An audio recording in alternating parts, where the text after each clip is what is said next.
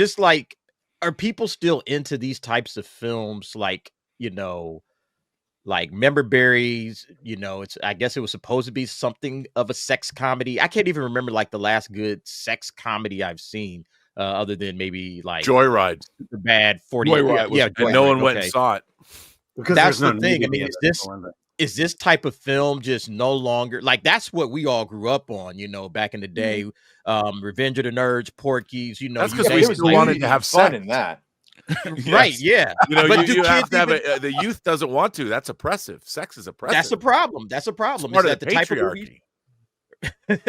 You're not wrong, Rob. The type of movies that we would watch is absolutely not what's being made. And then when they do make one, nobody's interested in going to see it.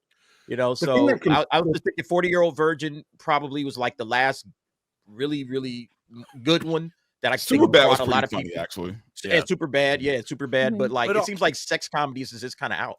I think like I completely intentionally went into this movie thinking, oh, it's going to be just like Can't Hardly Wait, like one of those little teen movies. And I was totally on board. I liked Can't Hardly Wait. And then I was walking out of the theater thinking, am I supposed to take this movie seriously, like as a movie? Were they being serious? Were they joking around? I can't tell. I can't really tell. It was that bad. I think one of the real problems, you make a movie called Y2K. Well, that's a time when nothing actually happened. It's like you make a movie about nuclear apocalypse. Nuclear apocalypse can happen. We haven't seen it happen yet. We know what it was like when 2 atomic bombs were dropped. But you watch Threads, one of the most disturbing movies ever made, from 84 it was, same year as 83, day after. Nothing happened in Y2K. It literally was a big nothing burger. Yeah. I mean, if you want to watch a movie, it's I'm not saying this is a great movie, but go back and watch Stephen King's Maximum Overdrive.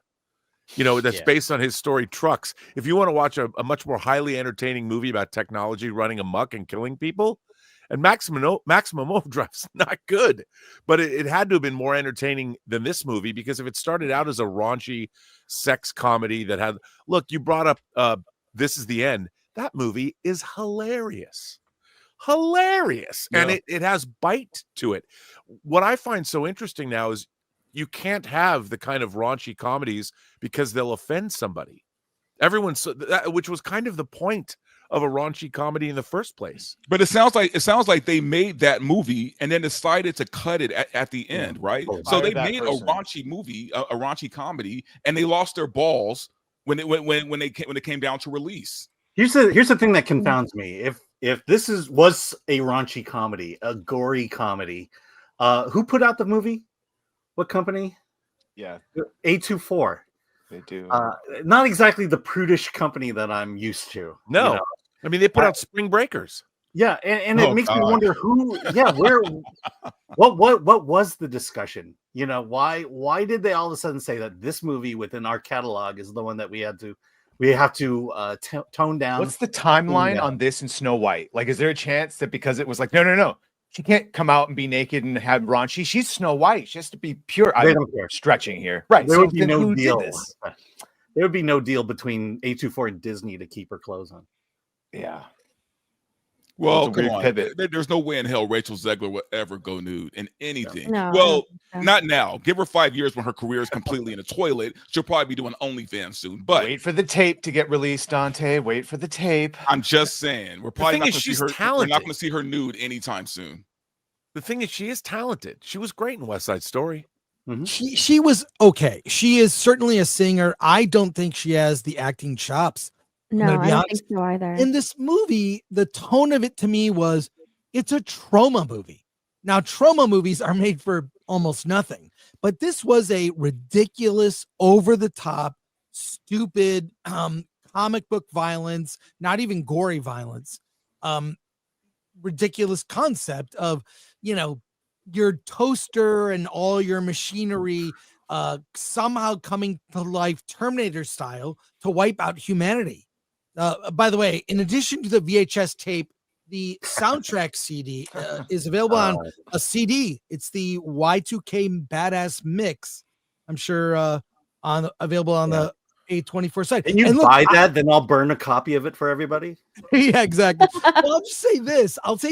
I like A24. I will see a movie just because A24 has the logo in front, because they pick things that are weird and creative and different, and they rolled it. I like A24. Well, A24 has earned a lot of goodwill. My question was, what was the budget for this movie? It had to be low. It was like so it was a low buy-in, right? I would think 10 or 15 million, something like that. How much? I feel like if there was a lot of money spent, it was on the actors. I mean, how much do you think Fred Durst got to be? Oh, come on! He got paid a square meal. What are you talking about? The shade getting thrown. I can't imagine this is more than. I can't imagine this. He got paid in cookies, man. By the way, the thing that sucked me in is this is exactly the kind of movie I should like. The nostalgia is right there for me. I like the kid from the It movies. Yeah, he was fine. Rachel, she doesn't ruin films for me yet, although Snow White, that I think it's too late for that. But I by all accounts should like it because it's also basically a big budget trauma movie. But they were not. The only thing they really had was the trailer, and then Zegler's comments about half of America did not help. Now, Kyle Mooney, the director who did this, put out this kind of viral video. I'll show it to you right now, or meant to be viral, kind of like he used to do. It's called Life in 99. I'm not going to show the whole thing. I'll scrub through it. But it's kind of sad. Like his style of humor, it's not landing. I mean, I could be wrong. You guys tell me. You want to watch some of this? Let's watch this. Okay, here we go. What's up, guys? I'm Kyle Mooney, the dude behind A24's Y2K, and I can't wait to take you back in time to a day of my life in 1999. This fit just ain't right. Now that's looking tight. Let's do this shit. Okay, I did have that shirt. Not gonna need this anymore. Let's do this shit. VHS. Dope. Oh my God, they killed Grace, you bastard! Hello, A24? I think I got your video right here. Cringe, but this is how they're selling this. I mean, is this winning? I don't know. Should we? How much more should we watch? No, it looks like the audition tape I made when I was when I tried out for Billboard back in 2000. He tries to do a bit 2001. Peter that bombs.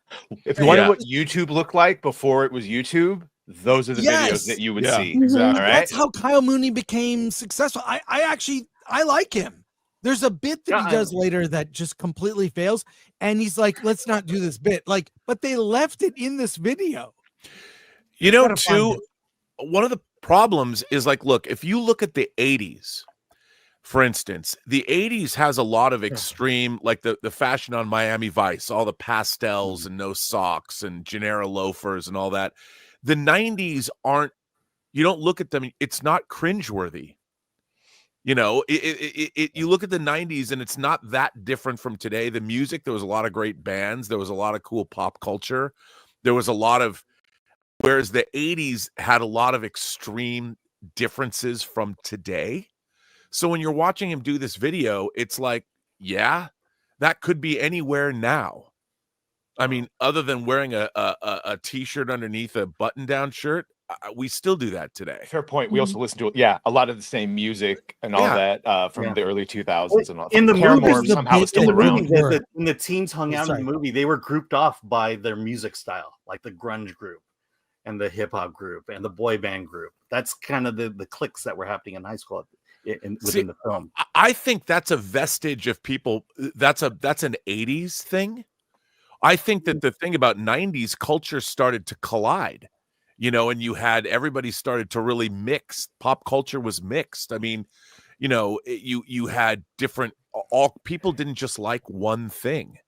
They liked all kinds of things. Once you had Run DMC and Aerosmith do Walk This Way, things started to change. Yeah, because then we got Limp Bizkit, we got Korn, we got all these like this mashup of rock and rap and all this other stuff. And let's look at, here's this bit that kind of just goes wrong, and they don't do it. It's here we go.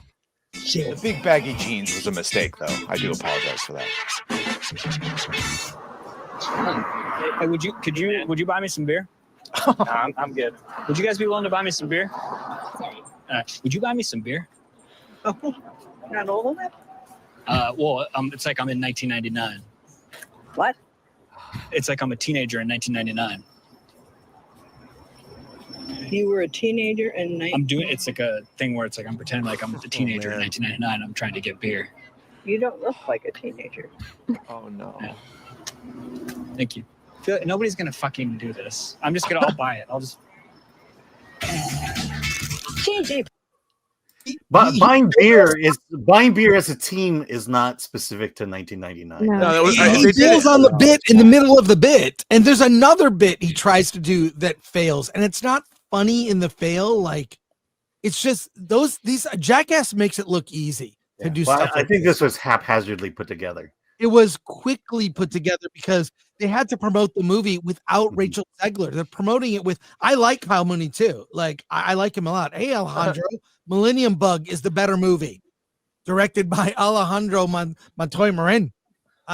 He was in our chat. Yeah, that's the better movie about this event. And I like Kyle Mooney, and it's bombing for me, and I'm predisposed to like it. So it doesn't sound like Rachel Zegler killed this movie. It sounds like the movie killed this movie. It sounds like the movie is just bad. Yes. It's a bad movie. Yes. Yeah. Well, let's. Yeah, I mean, Rachel Zegler did do a good job because she comes off as normal and likable. Right. I mean, those are real acting chops for her. What's interesting about this is that the thing about the paranoia that led up to Y2K, there was a lot of fear. There was a lot of and that's the direction he should have headed in. Like, what if Y2K actually, what everyone feared, actually happened? Yeah, that would have been a better premise for the movie. I mean, it's called Y2K, and it seems like he just made another teen thing without leaning into what the movie promises. Yeah, because it was a nothing burger. We went outside, nothing happened. Well, that's the thing. When Y2K happens, all the electronics and appliances start attacking everybody and trying to take over. Even that's kind of dumb. Because then he goes to a mall, and it's another failed bit. This stuff. Look, I did field pieces for G4 for a number of years. You have to produce this stuff. You have to make something happen. You know, reality TV is not real. You kind of manufacture situations, and it felt like Kyle Mooney just hadn't done this in a long time. His older videos from the early 2000s are great. They're very funny, or at least my memory of them is funny. Let's do a few more minute or so of this, and we'll bail on it. I think this was a KB toy shop. Just playing. 90s. This is bringing me back to 1999 with the mall. Santana did what with Rob Thomas? Remember Who Wants to Be a Millionaire? Of the old school shows? I didn't have a reference. Dinner now, can you pass? Want a hacky? Do you like movies? Want a hacky? So I'm making this video. I feel like people are actively avoiding me. Do you have a Tamagotchi? No. All good. I had such a good buzz going, and now I'm like, I feel like I've totally lost it. Do you guys remember Beanie Babies? So painful. You actually don't remember Beanie Babies? Wish you could step out from my ledge, my friend. This isn't working.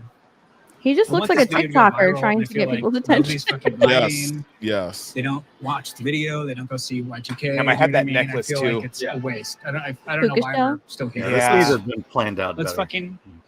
His wardrobe's on point, but everything else there's a lot to be desired. So we've got this movie coming out, and we're like, oh, let's do like a viral video, like Hawk Tua or something like that. Yeah. Have you seen that? Yeah, I've seen that. Yeah. So it's like, oh, if you could do something like that. I do videography myself. So oh, really? Oh, yeah. But like bodybuilding content. So. Oh, shit. Oh, how much do you lift? Or? I'm something of a streamer myself. I've been doing it for like about 8 years. So I started at 14. I'm 20. The point. Wow. My point is this: they tried to do this thing that Kyle Mooney is objectively good at because he's done it before, and it just bombed. And that's what they were using to sell the movie. I got a big press release about this video that we just watched.